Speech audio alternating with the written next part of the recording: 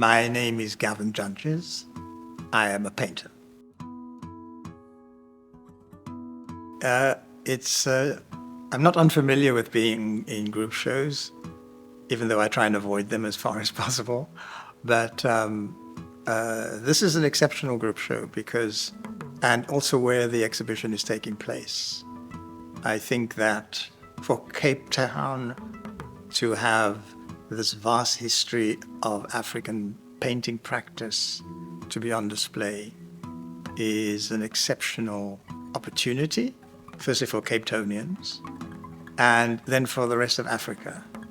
So it's very rare to get this volume of information about what Africans have achieved in the visual arts, particularly in one field of it, which is painting, in one location.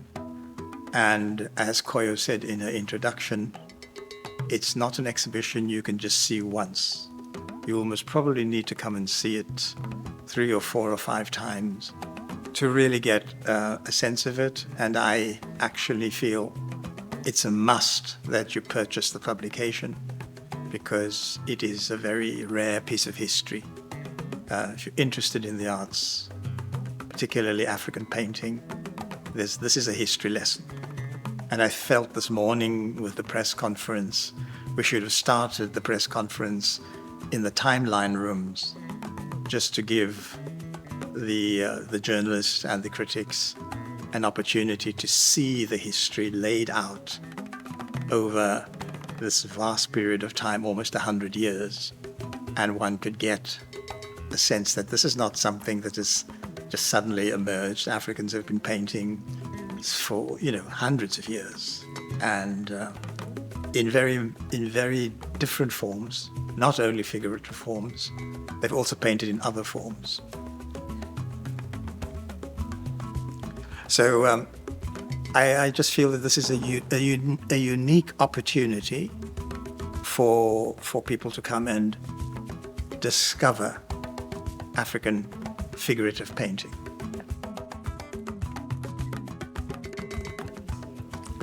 Well, for me, like I say, it's historical because the painting that I have in this exhibition is over 30 years old, 40 years old.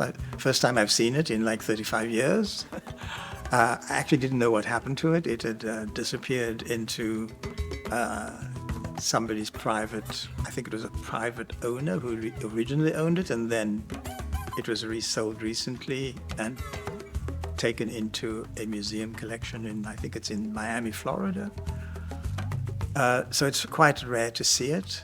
I'm impressed about its condition because it's such an old painting and it looks as fresh as the day I finished it. So that is quite an indication that whoever owned it loved it a lot and took great care of it. So that's the first thing. The second thing I should say is that as this particular picture was in my very first painting exhibition. And my work, of course, has moved along over the past 50 years. So it has changed dramatically from where I started and where the work is today. That is a typical kind of question. I mean, I get influenced by almost everything. A lot of the time, recently, my work is not influenced by other forms of visual expression. It's more influenced by music, more influenced by literature, more influenced by an experience. This is what is so interesting about the themes in this exhibition, that you have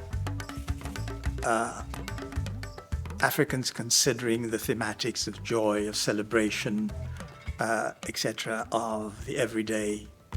And there is, of course, a lot of work that Africans have made which deal with the body as a suffering object.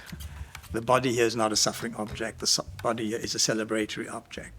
And I think that shift in this exhibition is very significant, because as I say, whereas before my work may have been influenced by the horrors of slavery, or the stupidity of apartheid, or the discrimination of European colonialism. Today, it's not that.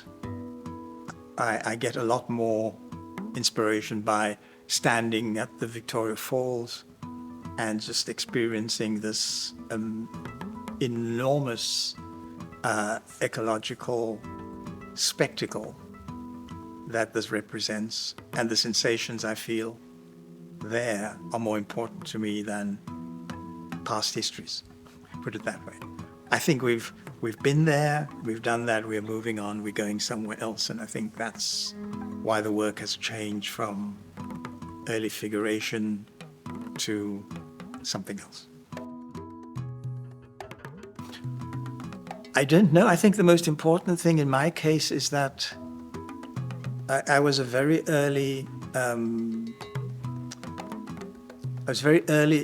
in getting a recognition as an African artist. It's like you tick off these, who were the first to do these sorts of things. And 𝙒𝙚𝙎𝙚 was the first South African to go to work in Paris and survived there, and was not necessarily accepted in the mainstream of art, but was certainly known in certain spheres of continental practice, European continental practice, as an African who is in our midst. Let's, 𝙒𝙚𝙎𝙚, I met him, then he spoke to me about living in the same block of flats with Pablo Picasso. So he had Picasso as a neighbor, which I think lots of people don't know.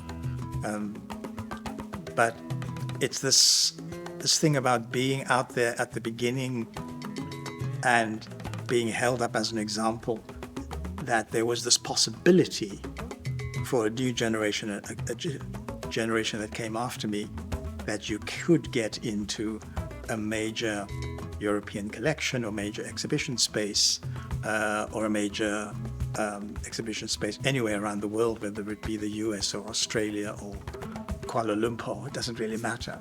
But just that there was this possibility that you could survive as an artist. Because the very first artist who gave me the idea that a person coming from District 6 in Cape Town could become an artist, an international artist, was Peter Clark, who I met when I was 11 years old, in a drawing class. And he became a friend for life. So he was the first and only artist I knew when I was a young man growing up. Today, if you're a young person growing up in Cape Town, there are 1,000 artists you can know, and you can see their work and you can read their histories. In my days, it was rare, very, very rare. So that's most probably the contribution I've made. I don't know if there's anything more I could say on that. In my current work, none. I have no narratives. I make non-figurative paintings, and they are exactly about the sorts of thematics that this exhibition has, except I do it without figures. And that's very strange, because people would say, well, how do you do that? Well, a lot of my new work has never been seen in South Africa, certainly not in Cape Town. So you just have to wait until you come across it. It's out there. You just have to wait until you come across it. So I feel that the lessons we have learned in the democratic process was be yourself, be of yourself. And when you're standing in the gallery, to be yourself means to make individual, private decisions about life, about your life, about the lives of others, about your environmental, social realities. And I think you make those decisions being inspired by what you see through the visual. So there's a different approach that I have today, where I believe you can practice democracy by saying, I make this decision to stand right here at this moment in a room to enjoy something that's in front of me, or I make the decision not to, and I decide to move and go somewhere else and look at the next thing that's in the room. That is democracy, because nobody's telling you what to do. You have arrived at a moment where you make your own private decisions about life, about your own life, about your assessment of the lives of others. That's a democratic situation to be in. And the way I work now, I don't tell you what to think. I don't tell you where to think. You make up your own mind. It is like, as I said, standing in front of Victoria Falls and just being happy to be there, to enjoy that spectacle, and not to have to deal with other things in life at that moment. It becomes a very specific moment of experience. That is really what motivates my work today. In my early work, the figures were very important because the thing that motivated me was the human condition. And you cannot really, particularly a specific historical political moment in which people did not understand the physicality of something like colonialism or apartheid or racism, and to highlight that and bring that into a discourse, you used figures, you used human figures to make those arguments or present that information. And as I've worked over the years, I've realized you can say those things in different ways. There's one way of using a figure where the figure is almost acting out a scenario. Another way, a figure could be a representation or a symbol for a theme, an idea, a moment in time.